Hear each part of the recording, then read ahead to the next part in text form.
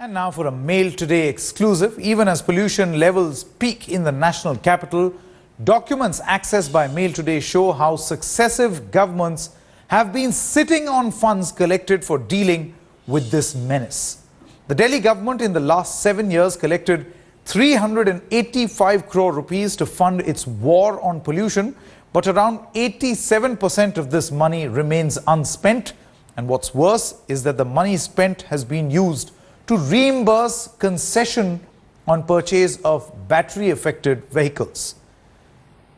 This at a time when air pollution has doubled in the capital in the last 14 years. Meanwhile, experts claim that there is no comprehensive strategy in place to use the collected funds. The Aam Aadmi Party government blames the Congress for the current situation in the capital.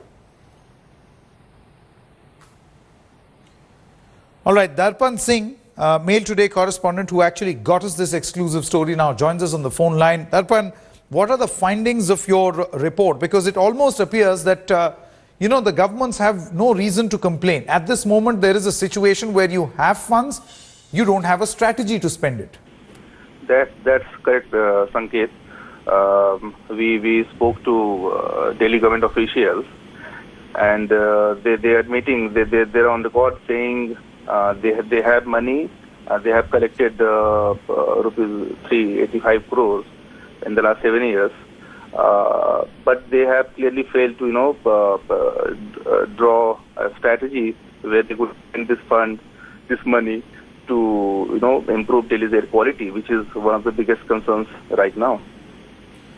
Now, Darpan, what is the explanation that, say, the incumbent government will give? Because, yes, they have gone ahead and blamed the Congress party. They say that of all these 7 years, mostly it was Congress rule in the national capital. This is a state cess. That is, the Delhi government had implemented this cess and collected 385 crore rupees. But what are they doing? Now they have been in power for a substantial period of time. Yeah, more than 4 or 5 months in this tenure itself. They're saying committed to fighting pollution, and they're saying they have laid out a broad vision in their budget itself. They're saying they will look into the matter, why the fund was not spent, why it remained unused. Also saying they are going to make the most of it. But clearly the government. To some extent, this government also, they have been, saying they've been citing resource crunch and all. But the very fact that the money was, not spent and... But Darpan, my final question, one is that the money has not been spent, close to 80, what is the figure? 80%? 87%. 87% of the funds have not been spent. The other point is that the 13% that have actually been spent have been spent on funding concession on electric vehicles. Now, many people are calling this very limited use. Yeah, that's very limited because to some extent it deals with the problem, because once more and more battery operated and electric vehicles are on the road, but it has, as you said, it has a very limited impact. It has a very limited utilization. The money should go in funding public transport.